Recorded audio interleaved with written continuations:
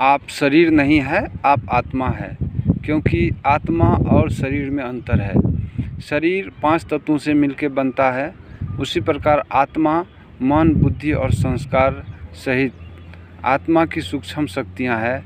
मन के द्वारा आत्मा सोचने का काम, बुद्धि के द्वारा निर्णय करने का काम, और आत्मा में जैसा निर्णय वैसा संस्कार बन जाते हैं। और आत्मा ही संस्कार के साथ एक शरीर छोड़ दूसरा शरीर धारण कर लेती है। आत्मा को शरीर मिलता है पार्ट बजाने के लिए, और शरीर के आधार पर आत्मा इस कर्म क्षेत्र पर पार्ट बजाती है। तो वास्तव में आत्मा इस शरीर का कंट्रोल करती है। आत्मा ही ड्राइवर है जो इस शरीर रूपी मोटर को चलाती है। इस जैसे ड्राइवर मोटर में, कार में सबसे आगे बैठते हैं, उसी प्रकार इस 5 तत्वों से बना हुआ शरीर में आत्मा का बैठने का स्थान भ्रिकुटी है।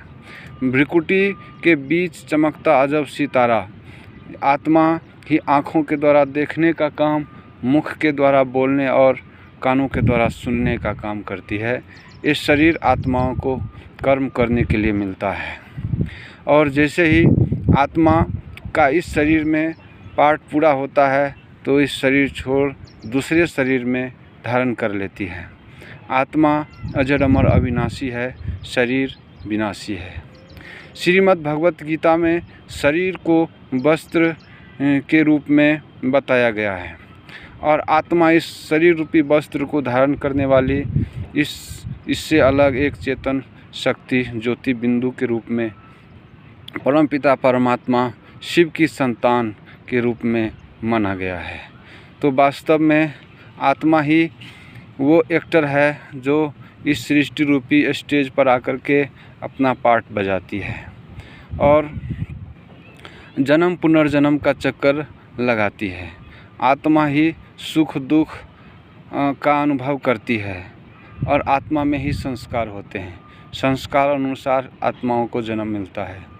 आत्मा ही पाप आत्मा, पुण्य आत्मा बनती है। धर्म आत्मा, महान आत्मा हम लोग कहते हैं, क्योंकि आत्मा ही इस सृष्टि रूपी रंगमंच पर पार्ट बजाने आती है।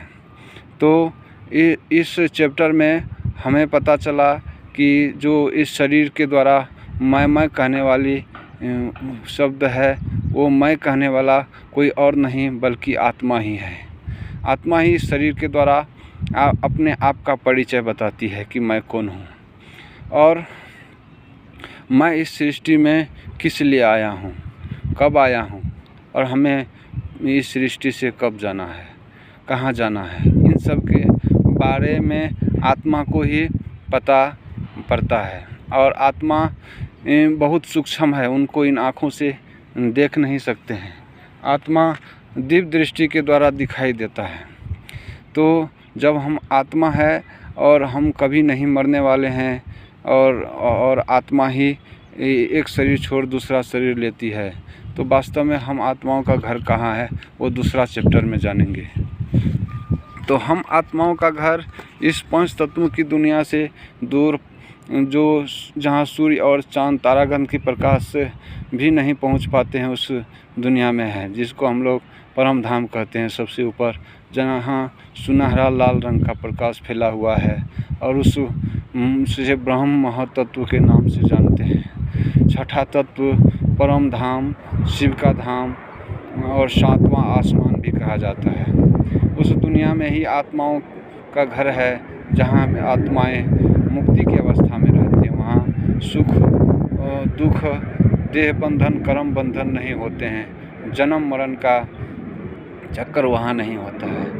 वो आत्माओं का घर है। और उससे नीचे की जो दुनिया है, जिसे ब्रह्मा विष्णु शंकर पुरी कहा जाता है, उस दुनिया में जो सूक्ष्म देवताएं हैं, उन्हें हड्डी मांस का शरीर नहीं बल्कि प्रकाश के शरीर होते हैं। और वहाँ कर्मों का लेखा जोखा जो इस आत्माएं को हिसाब किताब चुकतू करना पड़ता है, क्योंकि बिना हिसाब किताब चुकती किए हुए आत्माएं अपने घर वापस नहीं जा पाते हैं। और हिसाब किताब चुकतू करने का एक तो आत्मा परमात्मा की याद से कर लेते हैं, और जब याद से हिसाब किताब चुकतू नहीं हो पाता है तो धर्मराजपुरी में जो हिसाब किताब है सजा के द्वारा वो चुकतू करते हैं, फिर अपने घर शांति धाम जाते हैं। और उस शांति धाम में एक परम पिता परमात्मा शिव के सिवा और कोई गुरु गोसाई ले जा नहीं सकते हैं। और सबसे नीचे की दुनिया है जहाँ आत्माओं को ये 5 तत्वों का बना हुआ शरीर मिलता है, जिसके आधार पर आत्माएं अपना जो जन्म जन्म का पार्ट मुधा हुआ है वो प्ले करती हैं और जन्म मरण पुनर्जन्म में आते हैं। इस दुनिया को हम लोग साकार मनुष्य लोग कहते हैं, 5 तत्व की दुनिया कहते हैं, जहाँ खेल चलता है, सुख और दुख, रात और दिन यही होते हैं। इस दुनिया में ही 5 युग आते हैं। सर्वप्रथम शुरू में संगम युग है, जहाँ दिखाया गया है आदि देव और आदि देवी जो जड़ में बैठकर बीज रूप परमात्मा शिव की याद से नई वृक्ष का कलम लगा रहे हैं। और फिर जो कलम लग जाता है तो सतयुग में देवता धर्म में ट्रांसफ़र होते हैं, जो 1250 वर्ष चलता है। फिर त्रेता में क्षत्रिय धर्म ट्रांसफ़र होते हैं, वो भी 1250 वर्ष, यानी जो 2500 वर्ष तक इस सृष्टि में बीज रूप परमात्मा शिव बाबा जो देवी देवता धर्म आदि सनातन देवी देवता धर्म स्थापन करते हैं, जहाँ बहुत सुख है। और उसके बाद इसी सृष्टि में द्वापर युग से अनेक धर्म इस सृष्टि में आते हैं, उनका भी पार्ट है। अपने अपने टाइम पर आकर के वे धर्म भी सतुरजोतम अवस्था को प्राप्त होते हैं। और जो जिसने द्वापर में 21 जन्म लेते हैं और कलयुग में 42 जन्म, तो जब जिसका जो शुरू में इस सृष्टि में आके जन्म लेते हैं वही कलयुग के अंत में जब साधारण हो जाते हैं तो उन्हीं के लास्ट जन्म में परमात्मा शिव आकर के प्रवेश करते हैं और उन्हें अलौकिक प्रजापिता ब्रह्मा आदि देवी जगदम्बा सरस्वती नाम देते हैं, जिसके द्वारा फिर से वो नई सृष्टि का कलम लगाते हैं।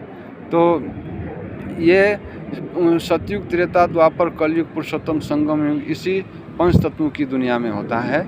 जो अभी का समय पुरुषोत्तम संगम युग का समय चल रहा है। संगम युग में ही सृष्टि का जो रास्ता है परमात्मा शिव इस सृष्टि में आके नए वृक्ष का कलम लगाते हैं और पुराने वृक्ष का विनाश शंकर के द्वारा कराते हैं। तो इस चैप्टर में हमने 3 लोक के बारे में जाना कि कैसे 3 लोक है।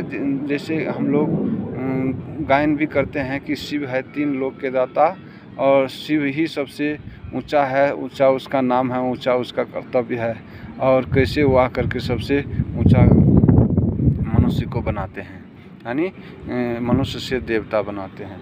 तो इन सब के बारे में हम इस चैप्टर में जाना कि आत्माओं का घर सबसे ऊपर शांति धाम है और इस साकार मनुष्य लोक में आत्माएं आकर अपना जो आत्माओं में पार्ट भरा हुआ है वो प्ले करती है। अब इसके बाद तीसरा चैप्टर हम लोग जानेंगे जो सभी धर्म के आत्माओं के पिता कौन है और सभी धर्मों ने किसको माना है, किसी देहधारी को माना है नहीं। तो इस चैप्टर में हम जानेंगे कि जितने भी धर्म है वो सभी धर्म में एक परमपिता परमात्मा शिव को ही किसी न किसी रूप से मानने की प्रक्रिया है, उनको ही वो लोग मानते आए हैं। सबसे पहले दिखाते हिंदू धर्म में जो रामेश्वरम है, वहाँ श्री राम ने भी शिव लिंग बना करके शिव को पूजा किया और उनसे शक्ति लेकर के ही वो महासेतु का निर्माण किया और उनका जो कार्य है वो पूरा हुआ। तो श्री राम को भी ऐसा श्री बनाने वाले शिव ही है, इसीलिए रामेश्वरम कहा जाता है। फिर धर्म स्थापक ने भी जब इस सृष्टि में धर्म स्थापन करने आया तो भगवान को एक माना। गुरु नानक ने एको ओंकार कह करके उनको याद किया, मूत पलिति कपर धोए उनकी महिमा किया। और जीसस क्राइस्ट ने भी गॉड इज लाइट कह करके उस परमात्मा की ओर इशारा किया कि I am son of the God. उसके बाद जब जापान में ध्यान करने बैठते हैं तो 3 फुट का जो स्टेन है उनको ही वो लोग प्यार से चिनकान से की कह करके याद करते हैं। इनका अर्थ होता है कि हे शांति दाता प्रभु हमें शांति दो। मुस्लिम धर्म में भी जब वो लोग मक्का मदीना हज करने जाते हैं तो एक विशेष प्रकार के पत्थर को पूजते हैं और प्यार से चूमते हैं, इसे संगे अस्वद कहते हैं। और उनको वो लोग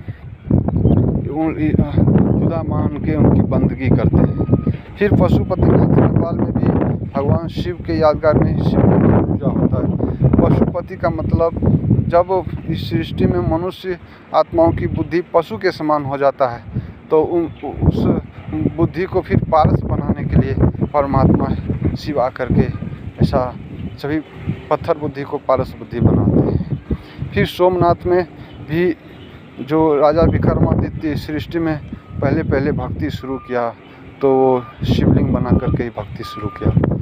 तो विश्वनाथ में भी जो भगवान शिव के ही पूजा, और अमरनाथ में भी भगवान शिव का ही पूजा होता है। तो इन सभी से स्पष्ट जो होता है कि सभी धर्म के आत्माओं के पिता एक ही हैं और उनका नाम शिव है, और सभी धर्मों में उनको ही मानने की प्रक्रिया है और वे लोग उनको ही मानते और याद करते हैं। तो वास्तव में इस प्रकार से अगर हम लोग आपस में इस प्रकार से जब हम लोग आत्मिक दृष्टि अपना के आपस में भाई भाई के रूप से विश्व में एकता संभव है। और अगला चैप्टर है हमारा, जो हम लोग भगवान को त्रिमूर्ति भी कहते हैं क्योंकि भगवान ही तीन देवताओं को रचते हैं, क्योंकि भगवान अकेले इस सृष्टि का निर्माण नहीं करते हैं।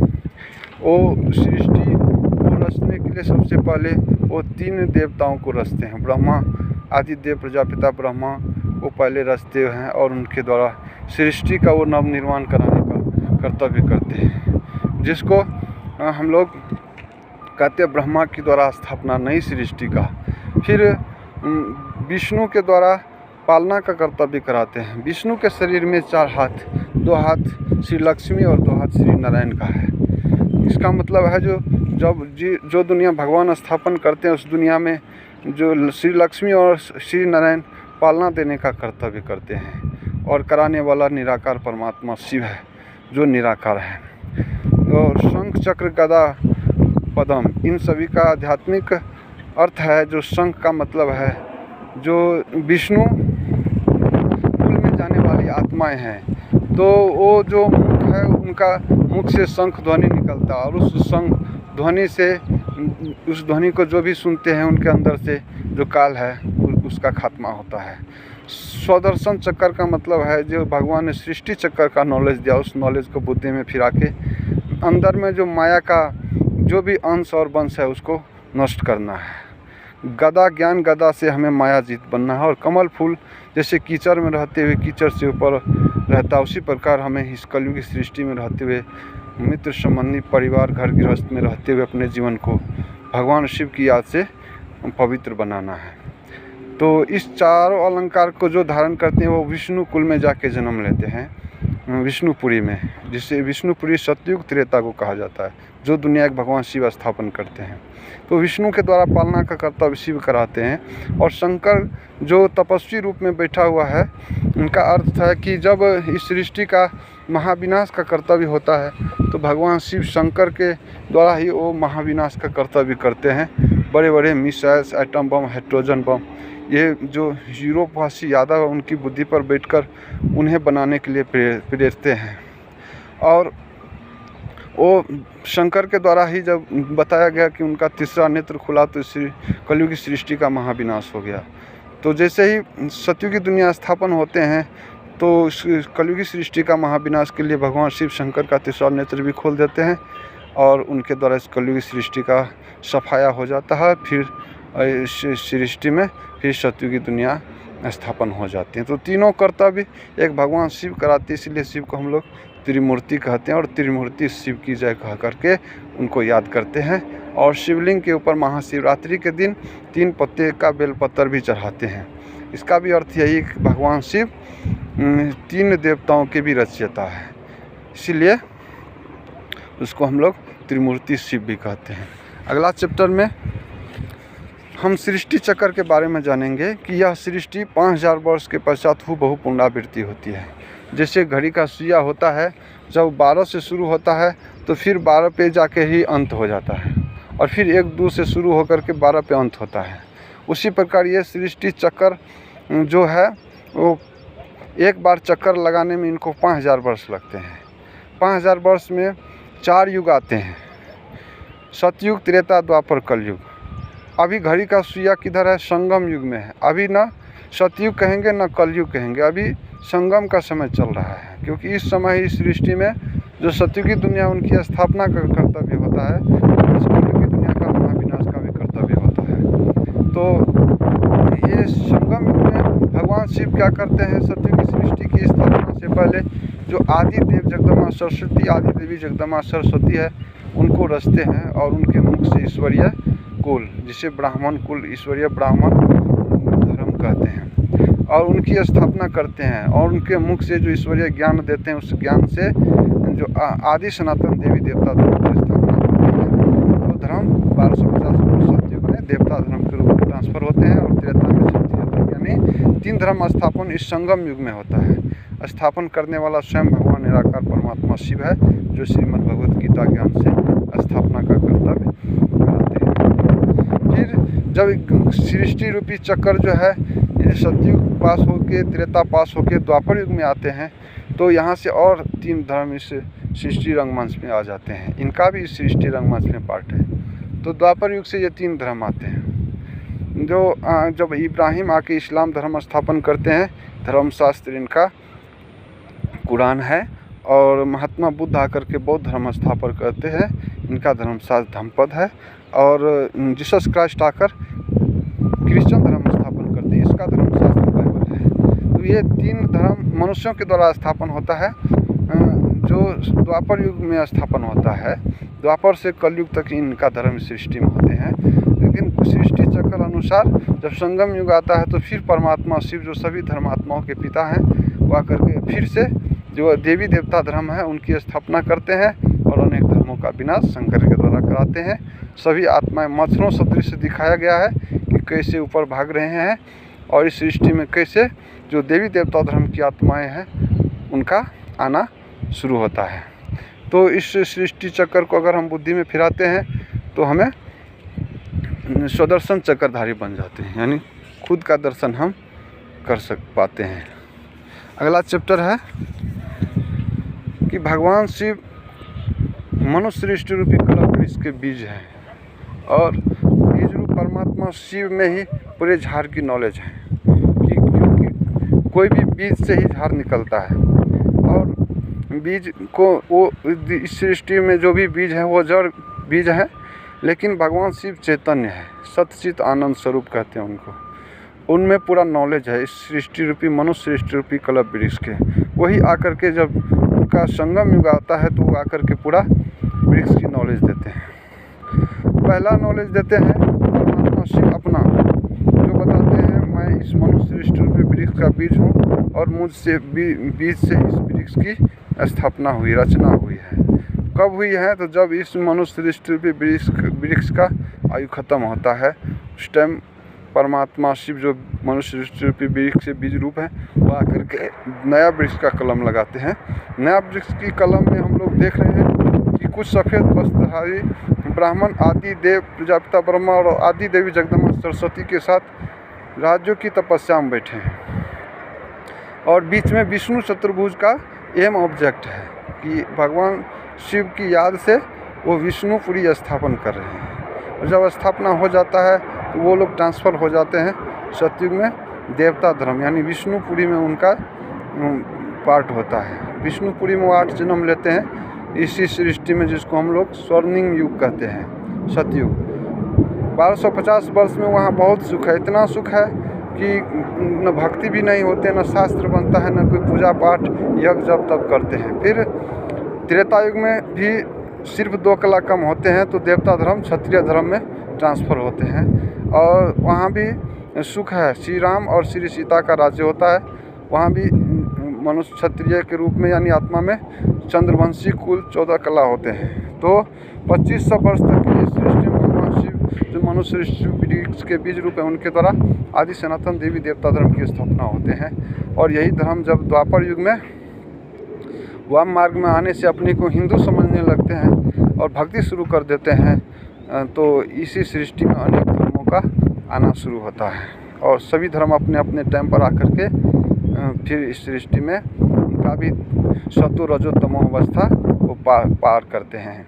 फिर जो देवी देवता धर्म है वो द्वापर युग में वैश्य वर्ण में आ जाते हैं, 8 कला होते हैं, भक्ति करते हुए 21 जन्म लेते हैं और कलयुग में शूद्र वर्ण में वो 42 जन्म ले लेते हैं भक्ति करते हुए, जब सब इस सृष्टि में सभी तमो प्रधान हो जाते हैं। तो फिर से लास्ट में दिखाया है कि कैसे जो आदि देव प्रजापिता ब्रह्मा है वो झाड़ के लास्ट में खड़ा है और बगल में श्री कृष्ण पीपल के पत्ते पर बैठ अंगूठा चूसता हुआ ये जो नरक है यानी मनुष्य कलयुग सृष्टि है उनको लात मार रहे हैं और हाथ में स्वर्ग लिए हुए हैं, यानी मुख स्वर्ग तरफ है और लात नरक तरफ है।